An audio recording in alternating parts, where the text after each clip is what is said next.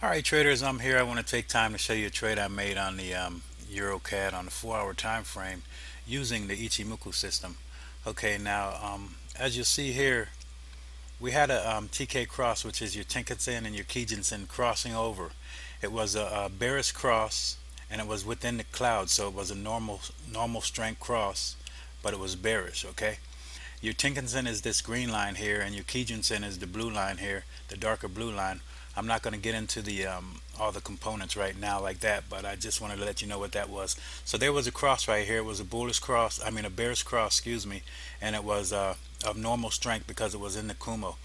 Now we wanted to wait for the cross happen on this candle here, but we wanted to wait for a price to break outside of this Kumo, because sometimes the Kumo acts as support and resistance, so we didn't want that to be a support level and have it bounce back up. So when it broke outside of here and closed on this candle here, we got into the trade right here.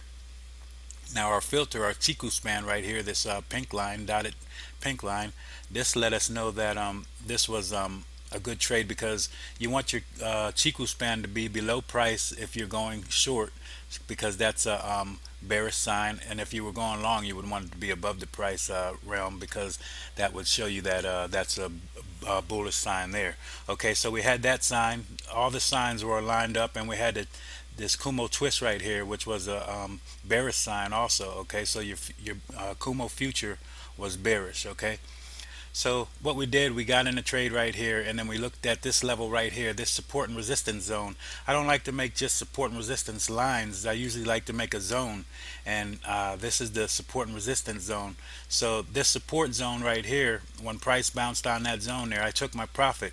Now what I'm looking at is I'm looking to get back in the trade one of two ways. Either I can wait for this level, to retrace back up to the 38.2 or the 50%. The 50% lines right up with this Kijun, so I can wait for, see if price will come up and bounce off of that level, and then I can get into a trade and go short again, or else I can be more higher probability and wait for price to close below this zone right here, this support and resistance zone. Now if it closes below this zone, then I will get into the trade. And the thing about that is I put my retracement levels from this high here to this low here, and you see that price went up to this 38.2, just a little bit beyond it, and then it's coming back down and almost bounced off of the level where the 100% where we started our retracement. So when you have a 38.2 or lower retracement, usually it shows you that that prior move has strength, that there's strength in that move, so you can expect it to break here. If it breaks this level here, this 138.21.4, we can expect it to go to the 127, right? Okay, because that'll be your next level that you look at, is your 127, and your 127 is right down here. Now the thing about that is there's some support right here that we will look at first, because we want to make sure we get through that support zone. So this will be the area where you look to take your profit, and then maybe watch the market retrace again and then go see what all your signals are. But if you break this level here where you started your retracement, usually then you're going to go to the 127, and then you'll be looking after that, the 127, you look at the 168. Okay, let's see what else here. Okay, yeah, that's how we're going to get into the trade. But I usually like to make support and resistance zones, and I like to use those zones as price targets, where I take some profit off the table. And I don't look at just a support and resistance line. Like I said, I like to look at a zone, because support and resistance doesn't stop dead on a line. So you can't say, oh, it's going to be on this line here.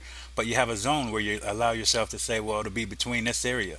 Okay, and usually how I get that is I take the I go from the lowest wick to the closing prices right here. So here's some closing prices here, and then this lowest wick, and then I made this my zone here. So when price comes back down, I don't really want to do anything while it's in that zone. I want to wait for it to be break this side or break this side, and then I'll get into the trade. Okay, that's about it. Just wanted to take time to show you that trade and how I'm going to get back into it if I do, and hopefully I'm helping somebody and you're learning a little bit here. But traders, until next time, happy trading and God bless.